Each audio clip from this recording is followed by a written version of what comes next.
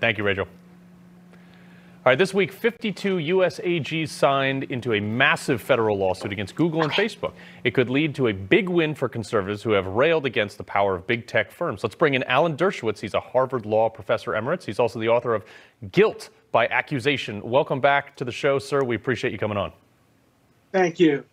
So here's my thing. It's like, look, I'm a limited government guy, libertarian at heart, and I don't want the government sticking its hand in private business. However, they have now effectively controlled the flow of information because most people get their information from Facebook, Google, something like that. So what's at stake here? Can the government overstep? Should they step in? What do you think? Well, it was inevitable that governments would move in because, as you say, the flow of information is really controlled by a handful of giant private companies. The problem is the antitrust suits really don't address the core problem.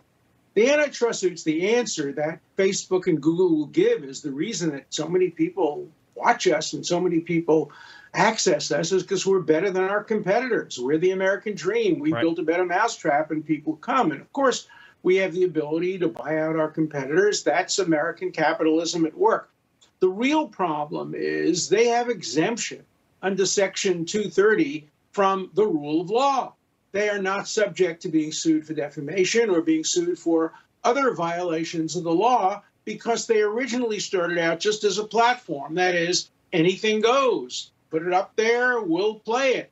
But now they've become publishers. They pick and choose. They can decide to be more conservative or more liberal or more radical. They can decide what gets earmarked as false and true.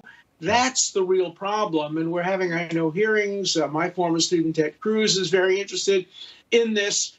Whether or not you're entitled at the same time to be publishers and editors and also get immunity under Section 230. I think that's where the real action is going to be. The antitrust case will take years and years, and the result will be, even if it's won, that they'll have to sell off some of their acquisitions, but it won't solve the major problem of a small number of companies controlling the flow of data. Yeah, I mean, look, I am a constitutionalist. I try to put my money where my mouth is. I buy a Ford because I like that they didn't take the bailout. I put my money in whatever I can that is made in America. However, I have a Google Nest camera. It pains me to say that I am a Google customer, but they have the best product on the market. And that's the thing that a lot of people are struggling. Like myself, like I said, I'm a very principled person. I'll pay extra for something that I believe in. I'm on CloudHub and Parler and things like that, but I'm also on Twitter and Facebook. I went on Facebook Marketplace the other day to buy a squat rack. So,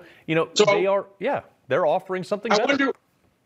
I wonder where you stand on my position. So I am now challenging Google and YouTube because they have a policy that says if you think the election may have been affected by fraud or by mistake, we won't allow you to say that on YouTube.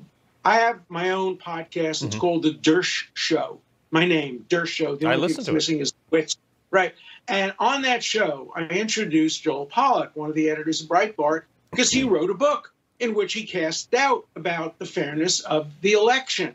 And I challenged YouTube to take down that episode because I violated their policies quite deliberately because I want to challenge them in court. If they were to take down that episode, I would file a lawsuit saying you have just lost your exemption under Section 230. I think that's one way of fighting back as well. Yeah. Well, I know that you challenged them to do it. So Alan Dershowitz, legal legend, we appreciate your time, sir.